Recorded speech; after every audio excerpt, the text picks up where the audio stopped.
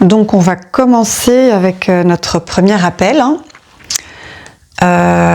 avec Fatiha, qui veut dire l'ouverture. Donc on va ouvrir la voie, là tout de suite, en espérant que le son soit OK. Allô? Allô, bonjour, bonjour. Enfin, bonsoir, bonsoir Fatiha. Bonsoir Hasna. Ça va bien?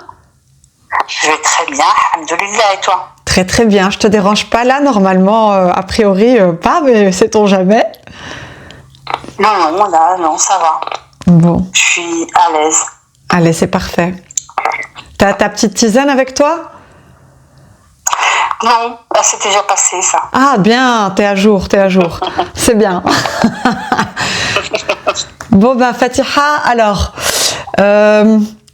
tu sais un petit peu de qu'est-ce qu'on va aborder ensemble. T'as reçu une petite fiche avec des questions. T'as pioché dedans, j'imagine?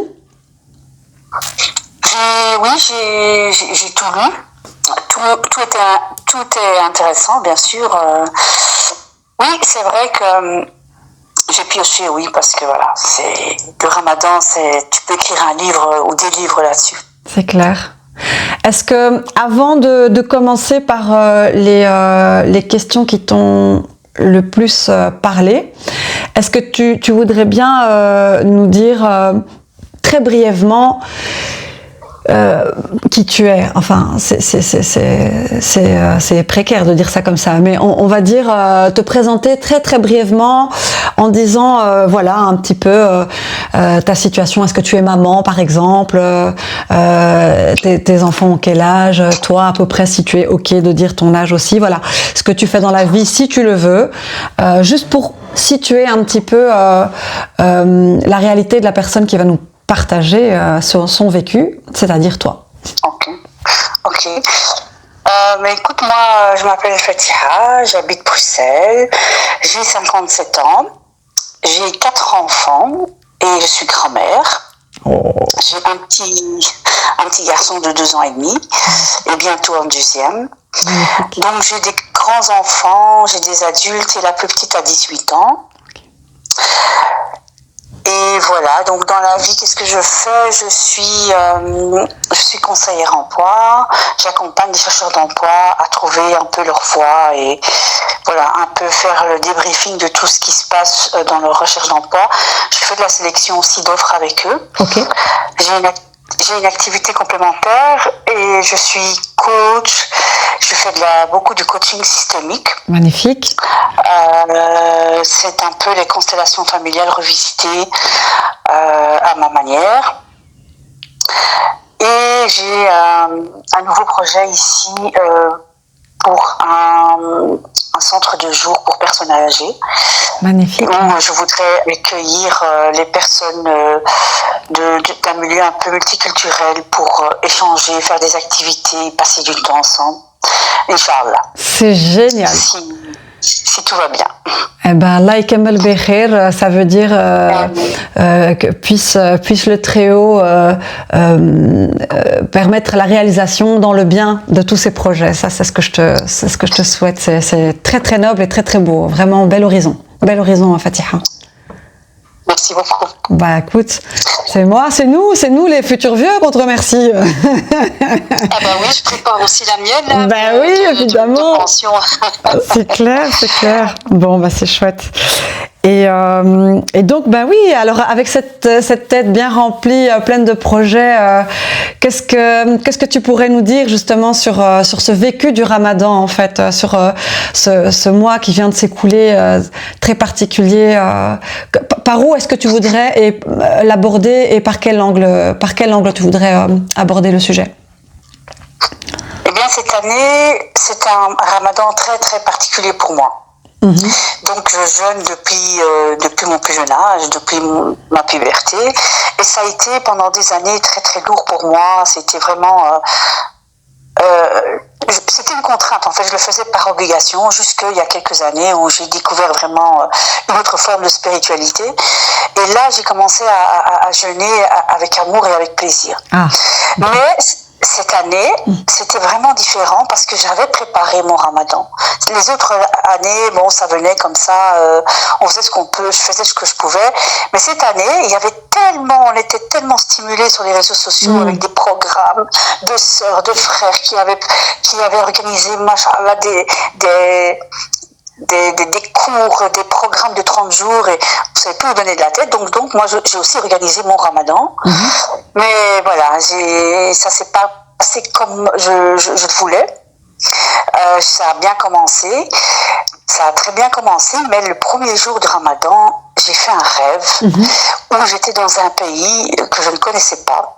Et dans ce pays, je me suis perdue et la terre a tremblé. Donc, je n'ai rien compris à ce rêve, mais c'était le premier jour du ramadan. Et donc, j'ai laissé comme ça. Donc, j'ai commencé à jeûner. C'était très bien les premiers jours, très facile, très tôt. Parce que j'avais un peu au niveau de la déshydratation. Je ne buvais pas assez. Mais sinon, le reste, tout se passait vraiment bien. Mes petits plans commençaient à se mettre en place.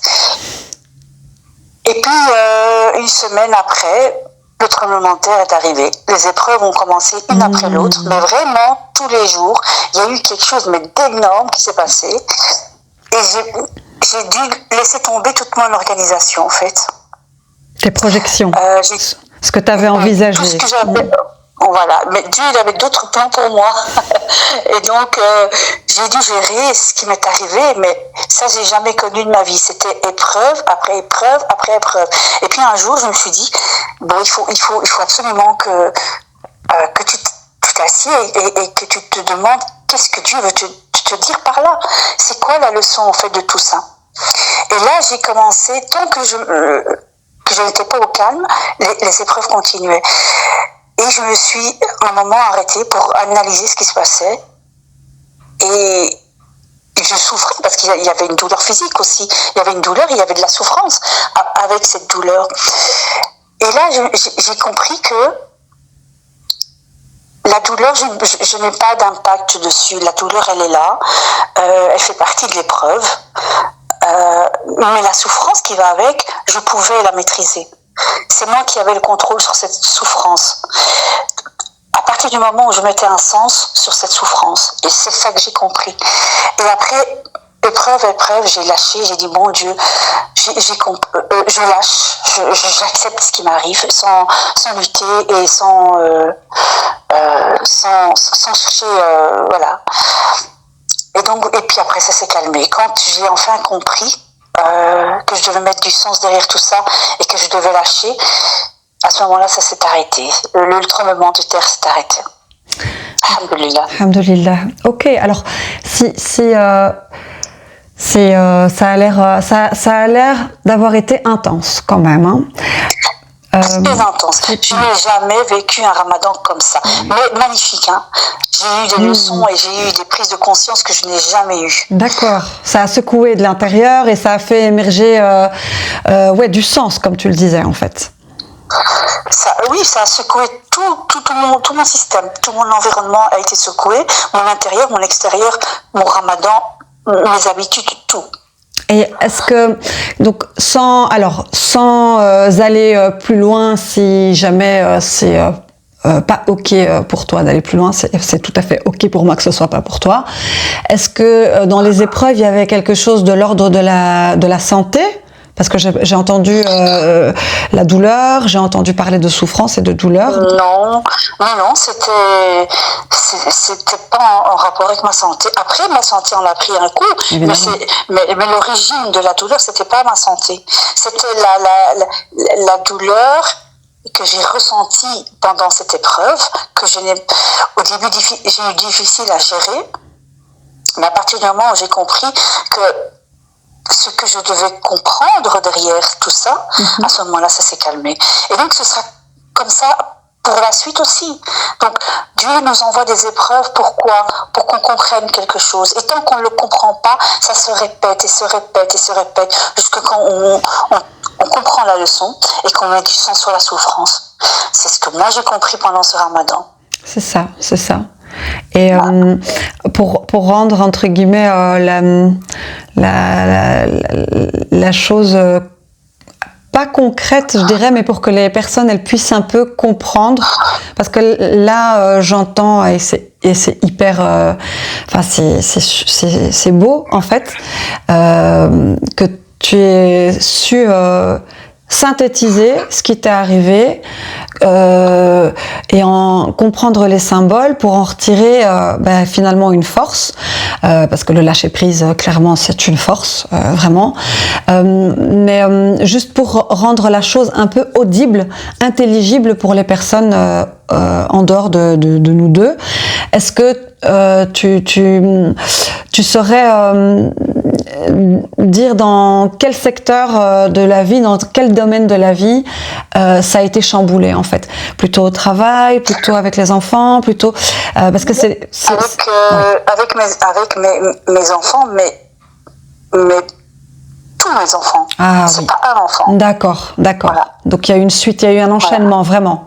Voilà. Oui. Voilà. Oui. Et donc, c'est quelque chose que je n'ai jamais vécu. J'ai eu des épreuves dans ma vie, mais celle-là, c'était le summum. Oui. Et donc, comme j'avais fait ce rêve, j'étais plus ou moins, on va dire, rassurée parce que je savais que Dieu me prévoyait quelque chose, mais je ne savais pas quoi. Parce que ce rêve, il était symbolique, mais il était interprété. Et c'est en vivant ces épreuves que j'ai fait le rapprochement. J'ai dit, bon, Dieu savait ce qui m'attendait, donc j'accepte. Mais accepter, c'est pas assez. Il faut accepter, il faut lâcher prise. Et il faut le laisser faire. Et c'est ce que j'ai compris pendant ce ramadan, voilà. Bon, pépite. Oui, t'as eu une pépite de sagesse. On va dire oui, si je continue à la garder, cette pépite. C'est ça la suite du chemin.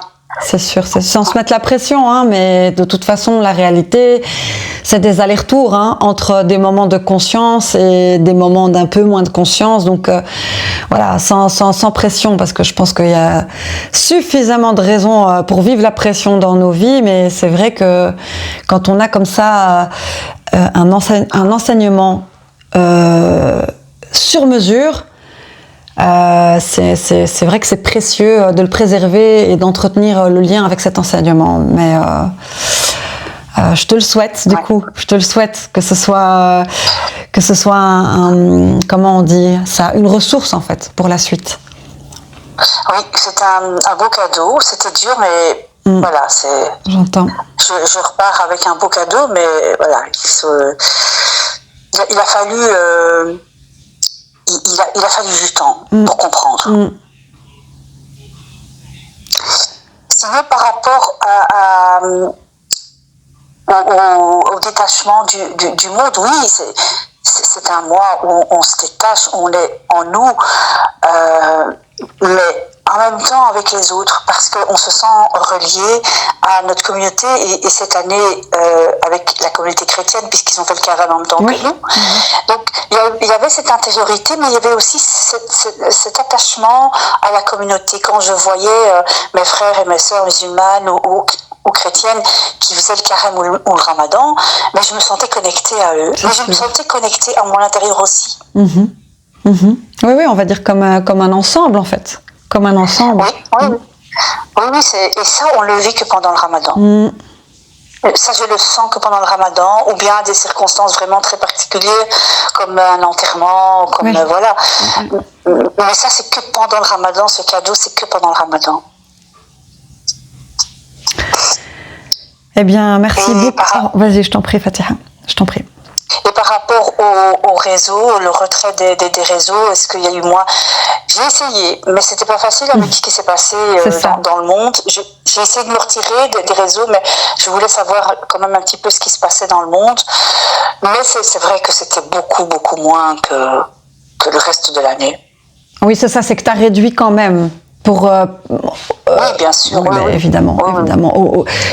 C'est aussi un jeûne, c'est aussi une forme de jeûne de réduire les sources d'information, parce qu'elles nous alimentent d'une certaine façon, la nourriture, elle est pas seulement matérielle, elle est aussi immatérielle.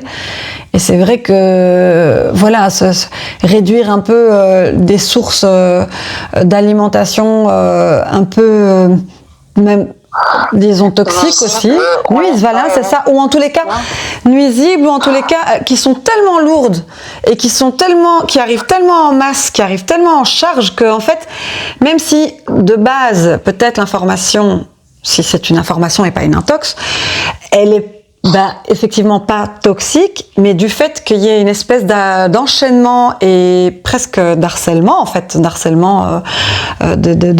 l'information, des réseaux, des notifications.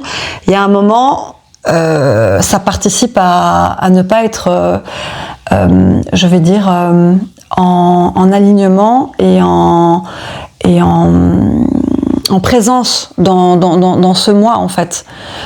Donc, et dans sa vie en général, en fait. Mais voilà, dans ce mois en particulier, on se restreint déjà sur le plan métabolique, physiologique. Et la vie, elle est comme elle est, c'est-à-dire qu'il y a beaucoup de sollicitations, il y a beaucoup de charges, il y a beaucoup de responsabilités. T'as une maman qui travaille, qui a 4 enfants, qui a dépassé la cinquantaine, qui est déjà grand-mère. Donc, on peut imaginer la charge de mentale et la charge de responsabilité que tu portes. Et je pense qu'effectivement, réduire un peu le rapport au réseau, à l'information, comme ça, à tout azimut, c'est s'alléger au minima, en fait, au minima, de la lourdeur qu'apporte ce monde aussi, quoi. Je trouve que c'est bien. Même 5%, c'est gagné, tu vois. Oui, mais de toute façon, voilà, quand on a son petit programme, on doit s'y tenir, et puis voilà, on met tout ça de côté et on avance, quoi, et on essaye d'honorer un peu ce programme quand on peut. Bon, écoute, Fatiha, merci beaucoup pour cette conversation. Avec plaisir, Hafsa. Vraiment. Avec plaisir. Merci pour ce partage. C'était une joie aussi pour moi de te réentendre. Ça faisait longtemps. Et je te souhaite... pardon, je t'en prie. Bon courage pour tes, je sais pas comment tu appelles ça, tes minutes, tes cafés virtuels. Ah, c'est bien ça, c'est bien. Mais là, pour le moment, pour le moment, j'appelle ça une conversation ouverte, une discussion ouverte. Ah, très bien. C'est une forme un peu immatérielle des cercles de femmes que tu connais d'ailleurs. Mais c'est moins matériel, c'est moins direct. Interactif, mais c'est nouveau, c'est bien, c'est très bien. C'est ça. Beaucoup de succès en tout cas. Merci beaucoup Fatiha, merci beaucoup. À bientôt. À tout bientôt et la belle soirée. Merci beaucoup.